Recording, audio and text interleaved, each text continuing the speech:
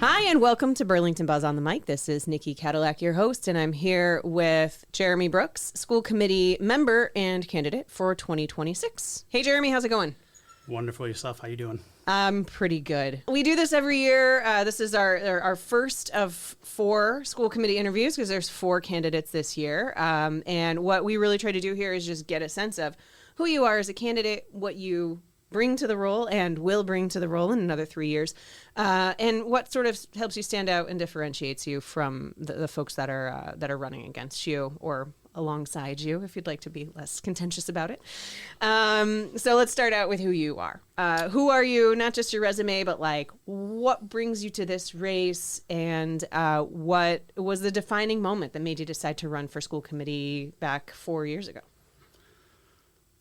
So it was kind of at the height of COVID, and then I just moved back into town after being gone for about 25 years doing my military thing. And as my kids transitioned into school, I just, kind of noticed some things, wasn't happy with things, and, just kind of started to get engaged.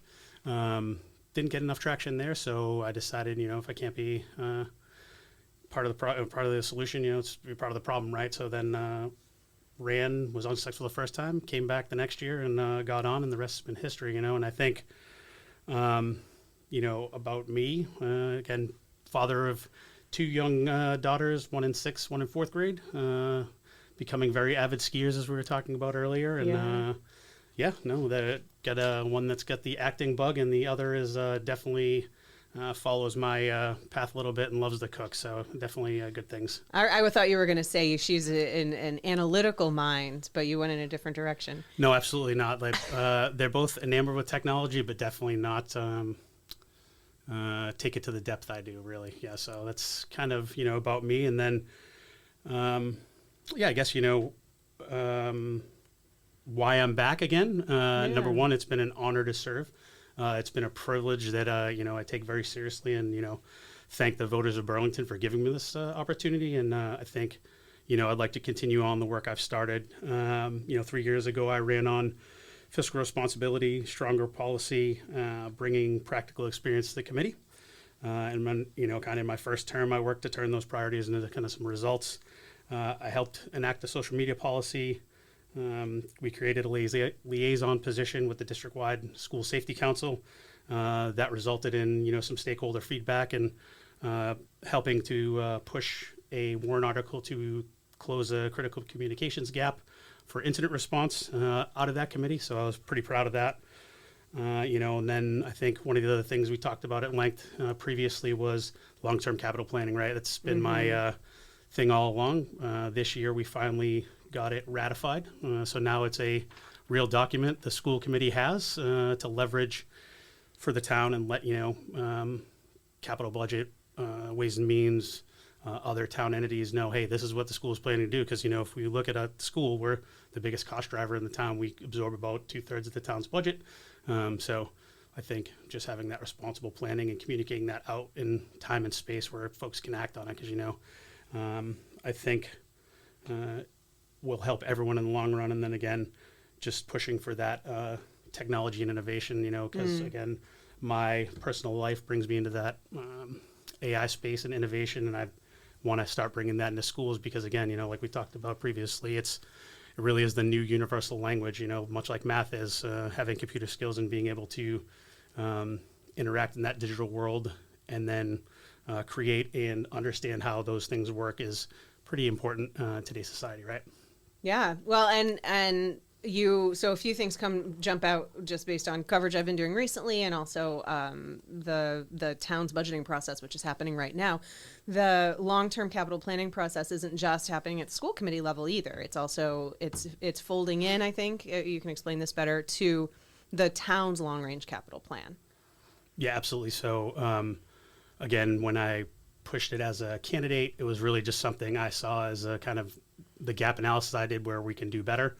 And then once I got on the committee, really worked closely with a few members on Ways and Means, and which is the town's finance committee, for those of you who are I guess I should have said not that fluent in town vocab. I did a little bit of deep dive with them, looked at how they're gauging metrics, how they're modeling out costs again for capital projects that are going in town, and started to ask those very probing questions of like, hey, this is how I see this 20-year capital plan. Communicating out to you, what information do you need? How does this help you? How is it relevant? If I do it in today's dollars out to 20 years, we know that's not going to be an accurate model. If it's tight in where it needs to be with accurate estimates at 3 to 5 years, and then moving forward, as it moves left, we keep updating those costs. And, that's kind of how we got to where we're at with the current document. And I think, tightening up that a little bit more would help, place a few more of the key cost drivers we have, and some of that life cycle sustainment cost, capturing that a little better in that document will help all involved. Great. So as a school committee member, you've been there for 3 years now, you're running for another term. What is, in a very brief explanation, what is the job of a school committee member and what is not the job of a school committee member? Wow, interesting learning curve there. Because, when I jumped right in, there was definitely things going on. I think really the school committee job is, again, the oversight, right? And then ensuring, are we being fiscally responsible? Are we going after the right curriculum and practices, focusing on the right areas and providing the right resources to the teacher, staff, and administration to get the things done, continue to build on the successes we've had, improve learning outcomes, and then provide spaces and places for folks to have that, world-class education that we hope to get out of Burlington school system. And what is not? What is something that you thought like, oh yeah, I'm going to do this as a school committee member, and then you came on and realized, oh, that's not really something I can do as a member? That's a great question. Yeah, there's definitely some interpersonal issues that get brought up to you as a school committee member. Always happy to help and refer out to the right person. I think it's a little hard sometimes when you get brought an issue that's either very near and dear to your house, or you're just very empathetic to the person bringing it to you and you really want to help them, but it's, you got to kind of pass off and go, hey, you really need to look at the administration or the principal, and, please let me know if you're not getting the feedback you need. And then that's really how you follow up, right? This is some things that just aren't in your purview and you can't reach down that far to, affect the school thing. And then, sometimes it's things you can do and you can help out where you can, right? And I think that's, that's kind of where the line's drawn. And then helping folks understand policy is, some of the things that's not necessarily native to the job, but you get asked a lot of questions. Well, why can't I do this? Right. And because we've gone through the whole policy menu and we've revamped that over the first term that I was in, you have a very fresh set of documents that's not aged, and you can point to, hey, in document 1, 2, 3, 4, 5, JJ, right. A, B, C, 23 letters behind it. Right. Here's the policy and here's why this happens. So these are the feedback mechanisms you need to get into, or this is how we can affect something that you'd like to do if I can't personally, get the thing done. Yeah. Well, so we started with talking about capital planning, and we sit here in BCAT Studios, which is at Burlington High School, and Burlington High School's been through the ringer, hasn't it? So a 2-year-long feasibility study ended in a failed vote for a debt exclusion that would have built a new $330 million addition renovation here. What's your assessment, your honest assessment of where we are right now? What's realistic for next steps? And how would you, on the school committee, sort of shepherd those steps forward? Okay, so as you guessed, I may have anticipated this question coming along. So I did have some, things I want to get out. And, again, first and foremost, the need hasn't disappeared, right? We still need to do something. We can't just wait in perpetuity for something to happen, right?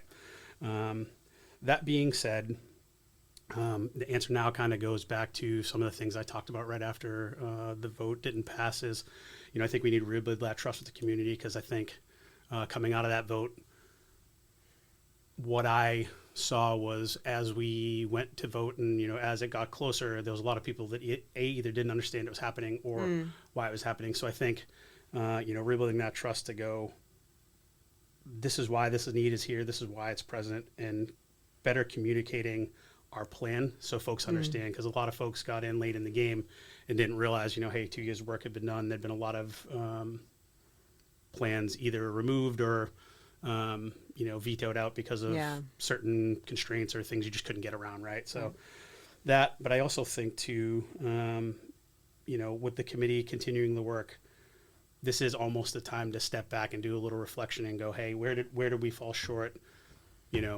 Let's step back and look at a few courses of action we can take to bring this forward again. Because I think what we can't do is just rush back into the same thing we were doing to try and, work that next step of the committee as if we were, had gained approval or not. But I think it's just, we really need to step back and take a good look at, okay, hey, does this look like an addition kind of scenario? Is this a hybrid scenario? If it's a new building, what are the must-haves? What are the things we absolutely have to do? And again, I think the voters were pretty clear that fiscal responsibility is going to be the number one priority for them, right? Because I think the majority of the questions I fielded were very much of, how does this impact me from a tax perspective? How does this impact my wallet? Which, in this economy, I get it, right? In this economy? Yeah. Totally understandable, right? So that's where I think we as a committee and then as a subcommittee could do a little bit better job. Again, we are going forward with the statement of intent and everything, but again, I think we just need to take that deliberate step back maybe for 6-8 months and do that work as the committee, really refine and scope 2 or 3 courses of action, then bring it back forward. And I think that maybe would help some things because, again, so almost a menu or sort of a decision tree is what you're kind of envisioning. Correct. Yeah. Okay. So you mentioned folks sort of coming in later in the game and not knowing what was going on. I witnessed that too. And of course, as people who have been communicating about this for 2 years, it feels like, oh man, I just wish you had been here a little bit before and followed along in the process. So how do we bring, this is a narrow question, and then I'm going to open it up. How do we bring folks in without going and knocking on 10,388 doors, right? How do we make sure that the people who are coming out and voting on this, which was 38% of our population or something like that this time, how do we make sure that they are following that process from start to finish so that they have that trust, so that they have seen all of the thought and I mean, this was a very complicated project. A lot went into it. How can we make sure that people are actually seeing this? And then I just so you know, I'm going to expand that to say, like, how do we bring people into this conversation when there's really only a handful of folks who are coming and giving input, at least in public meetings? Sure. No, and I think it's a great question, right? So how do you bring people in? I think it needs to be communicated, early and often. I think bringing it, into town meeting and having updates, because then that gets folded into the state of the town and the books that go out, because a lot of people read those, right? Getting some more information out to people, not just in the social media sphere, because I think if you followed that at all, it was very, just rapid fire information coming and some correct and some incorrect. Correct. And right, some yes. incorrect assumptions that sort of founded the basis for some arguments that people were making. No, absolutely. And I think that's where you could help close some of those knowledge gaps, where if there's a, kind of a document, source of truth, almost like a, project register that you could go to. Because again, if it's in multiple sources of official town documentation, then it becomes, okay, this is really a thing, right? Because it's in these many places. B, now you do have a source of truth that's,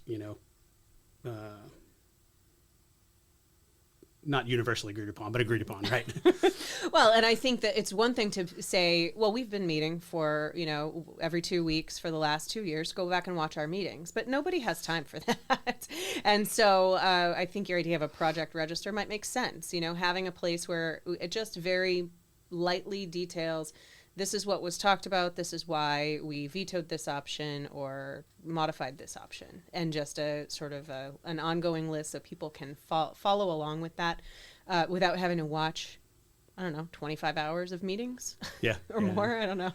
Yeah, and then just breaking that down to that, bite-sized chunk so folks can, take that and almost like a podcast style like this, where you have 20 minutes, I'm driving to work, can I listen to something that just gives me gets me up to speed, right? Yeah, it would be nice to have something like that, wouldn't it? I would love to move to curriculum. You mentioned curriculum. The district is in the middle, for folks who don't know, of an overhaul to the ELA curriculum, to the math pathways, and then we're also talking about health and help me out here, health and physical education. Correct. Frameworks. So here's a question. Curriculum decisions involve bunches and bunches of people. There's committees out the wazoo for all of these things. Walk me through sort of where the school committee fits in that curriculum selection and design process. Okay, so let's take it from CKLA. I guess the curriculum that we voted on and have now implemented is in year one. At K through 5 in correct. elementary schools. Yep. So basically the work had started previous to me getting on the committee. Committee was formed. They started to look at options, weighed several curriculum programs with representatives from each school, the middle school, the high school. So it was really a holistic group of folks.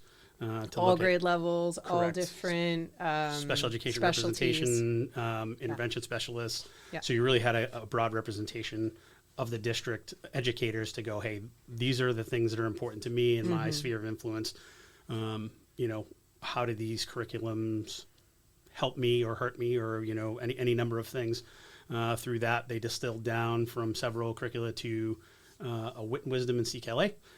Then that was brought before the committee. We had a few meetings where we talked about it, and then after the committee meetings, it was all five of us separately going to Dr. Chen to ask our 101 million questions about, why this curriculum was good, kick the tires on it. And, Dr. Chen is assistant the superintendent and the director of learning and curriculum. Okay.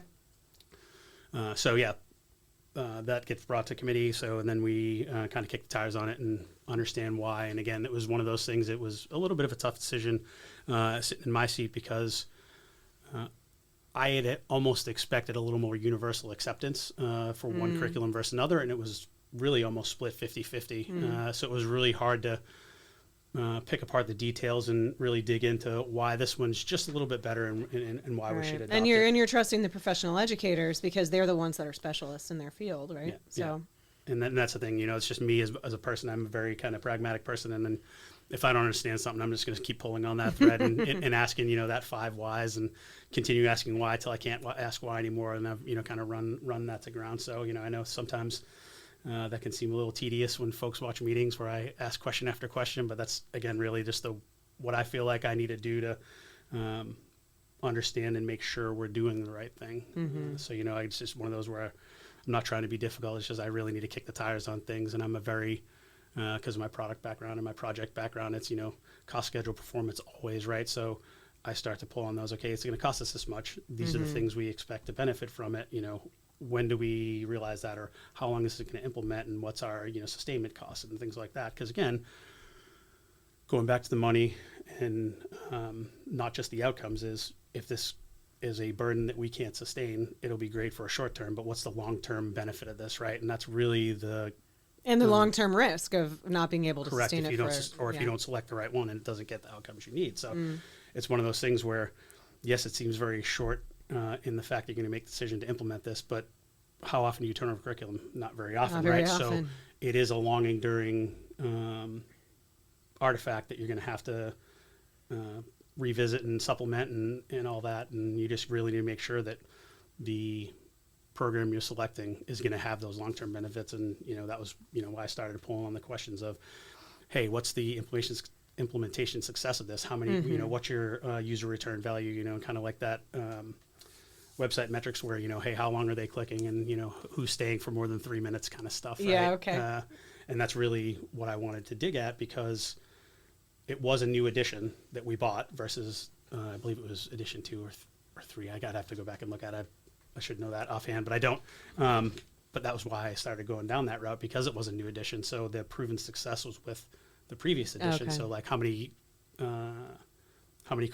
districts have implemented this new edition, and what's the success or challenges are they having with it? And that's again really where I start to dig into the details and try to look at things a little differently than some folks do.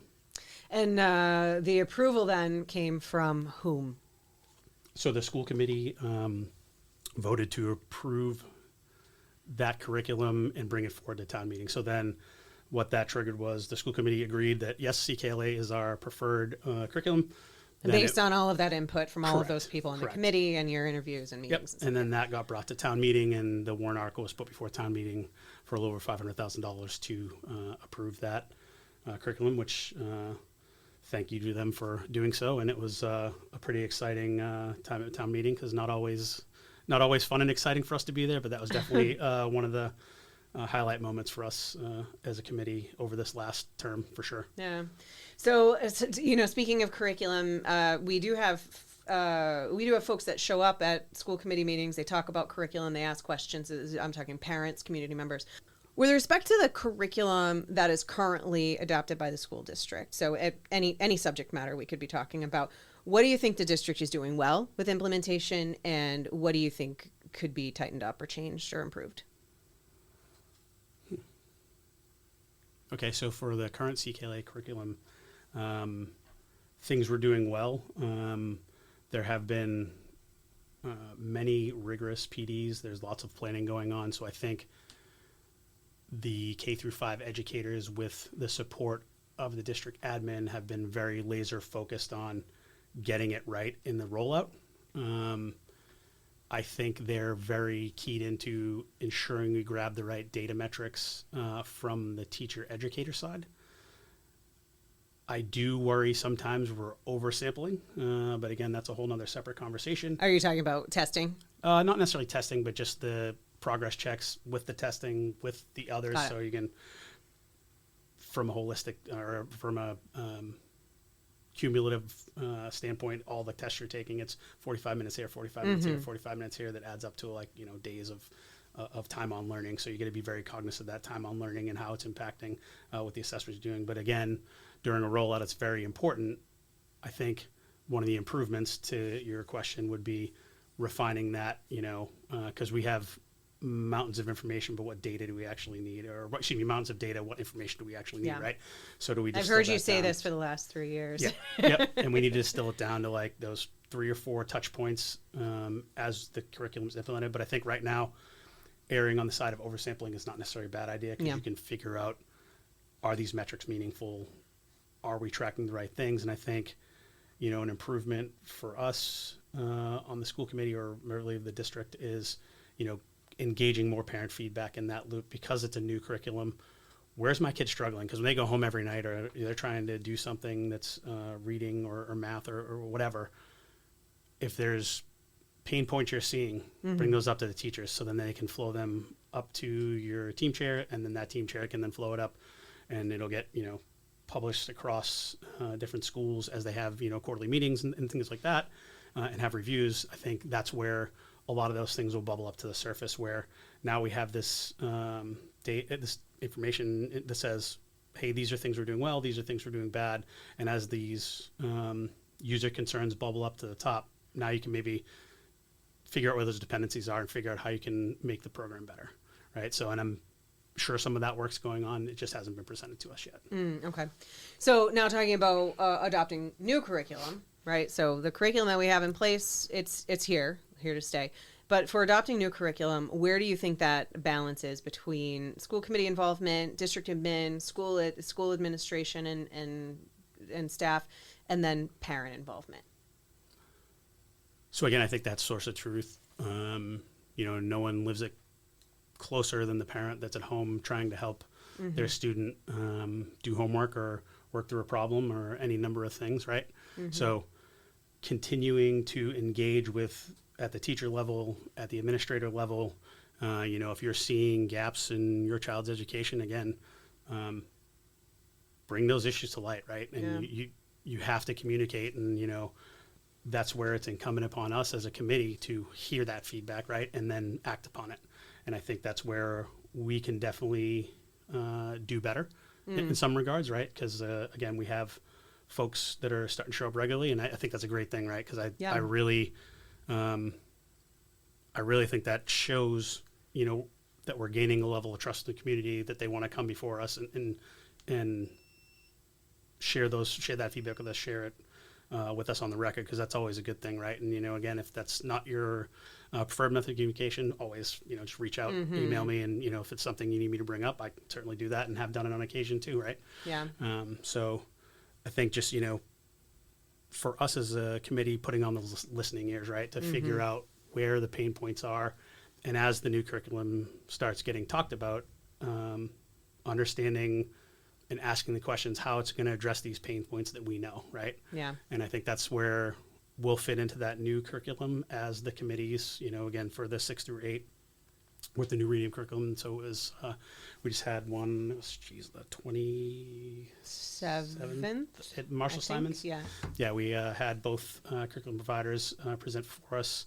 For the new potential middle school ELA, English Language Arts curriculum. Correct. Yeah. And then shameless plug for please go to Parent Square. There's a survey open to provide your feedback. All the materials that both providers gave us to review for the curriculum are available online at the district website. So please check that out and provide your feedback to the because committee. this feedback is essential.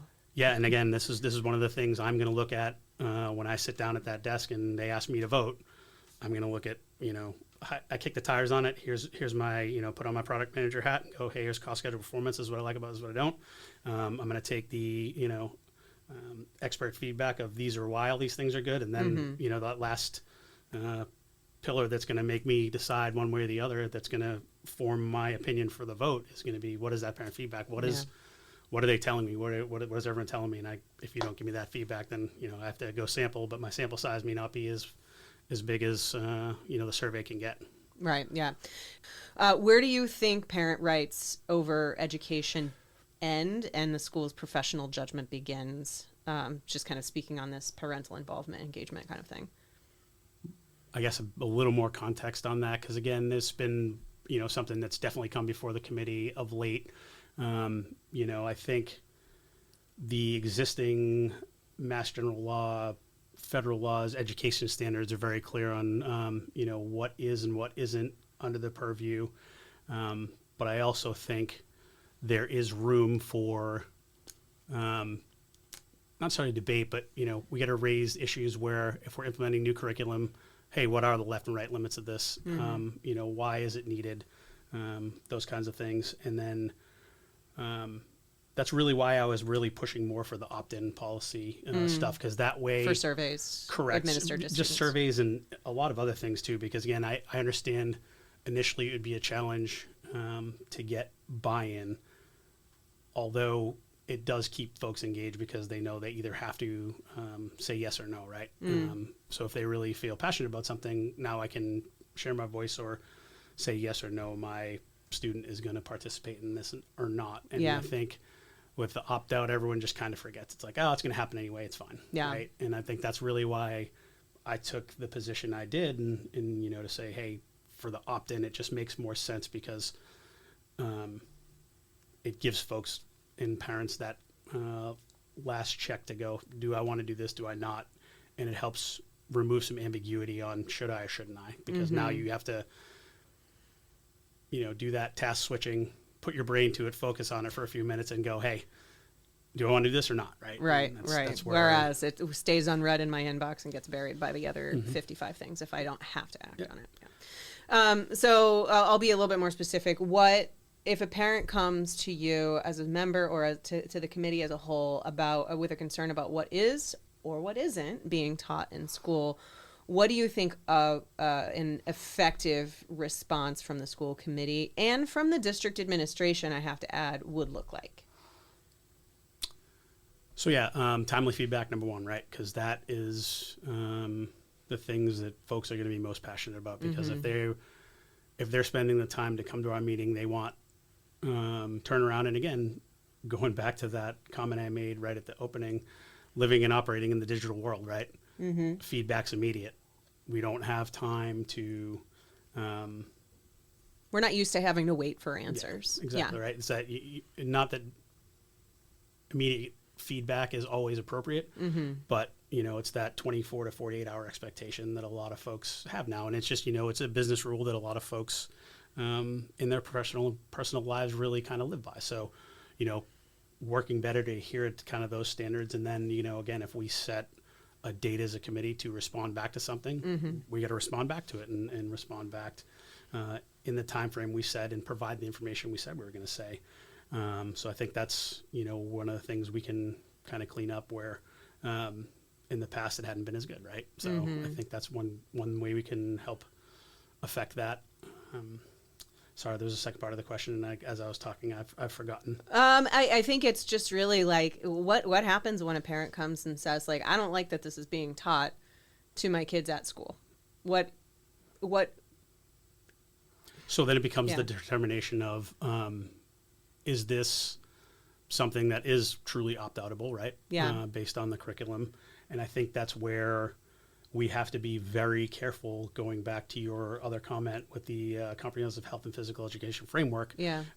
There is a lot of attention being put on that because it does move and shift curriculum around by the DESE standard that says, hey, these things that were now opt-outable are going to be moved into a part of the health curriculum that are not, right? So I think that's where parent concerns are going to come from along that vein, to put it more specifically. And I think that's where, I as a committee member have been pulling that thread for a little while, like, hey, how's this going to affect the program instruction?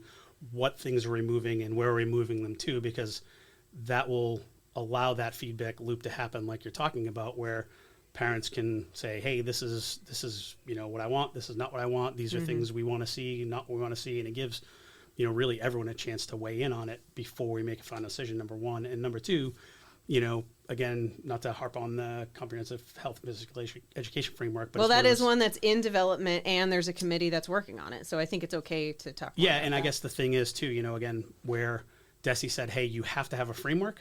Yeah.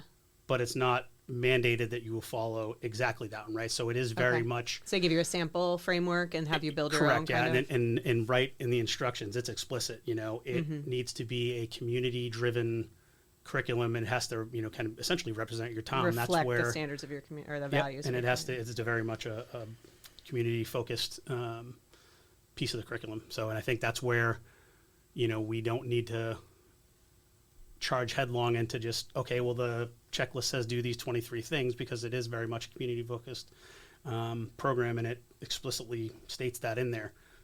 We need to follow that and, really in committee do the work for that subcommittee of pulling the thread, peeling back all the onions, getting stakeholder feedback to understand, where those left and right limits are, right? And just understanding what in the framework we need to implement, what we don't, and how we change things in the right way. And it sounds like you can correct me if I'm putting words into your mouth. I don't want to do that. It sounds like you would support a vision that represents community input and the values of the community, whatever is sort of finally 100%. Decided on. Yeah. And I think that's really important to keep pulling on the, getting the parent involvement, because it's again, one of those things where this is a, kind of very important moment where you have the opportunity, should you take it, to provide all that feedback. But if we wait until now it's vote time, right, it's going to be kind of too late, right? Right. And, I think just it bears repeating that the loudest voices in the room on one side or the other, or the top or the bottom, like they could be anywhere, aren't necessarily representative of the sort of average, right, of the average person in the community. So, I think it's important to get a lot of feedback. All right, we're kind of nearing the end of our interview here. There are 3 other candidates for school committee this year. I would love for you to let us know what makes you stand out apart from, what sets you apart from those other 3 school committee candidates? Well, that's a great question. I think I may have put something together for that. Again, I think it's, kind of like I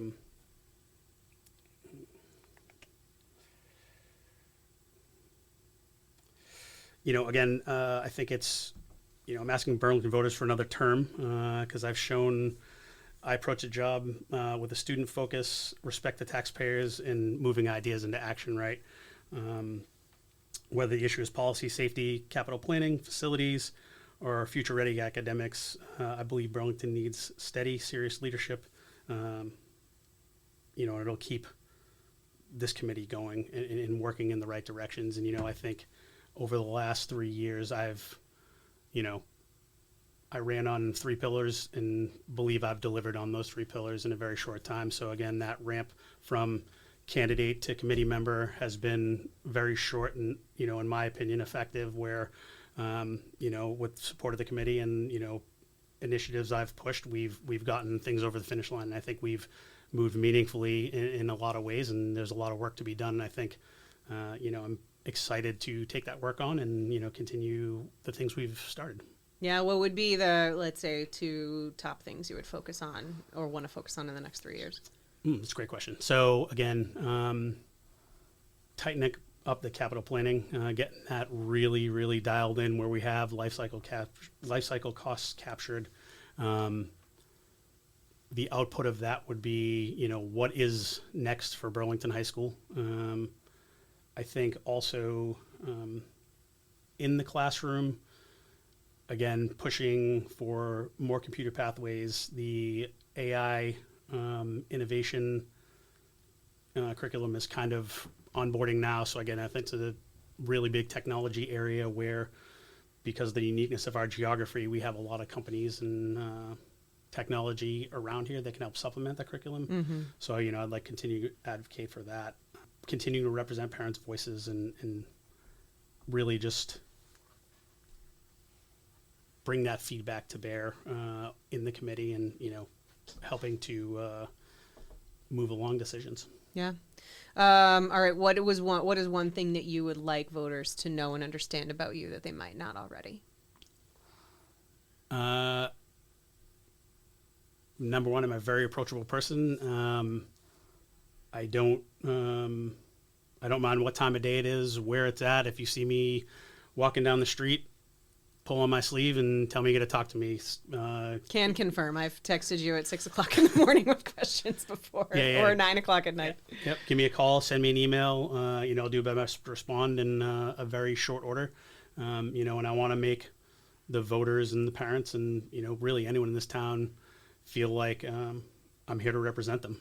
And I think I've done a fairly effective job at that. Again, I think the other thing that folks don't know about me, or maybe don't quite know about me yet, is again, I am that very deep analytical person where, although it looks like I'm moving in one direction, I'm always thinking, and there's always wheels spinning, and there's lots of things that keep me up at night that I want to do, and I think there's definitely some progress to be made. Wonderful. Well, Jeremy Brooks, thank you very much for joining me for this Burlington Buzz on the Mic episode. Really nice to see you again. It was really great to see you. Thank you for having me here, and I appreciate your time as well as BCAT's. And I think, again, I'd like to ask for voter support on April 11th. Polls are open from 8 a.m. to 8 p.m. at Burlington High School. Come in by the gym. I love it. You're just taking taking my job. That's great. Yeah. I'll be number 2 on the list. Okay. All right. Wonderful. Early voting starts on March 30th. Have a great day, everybody.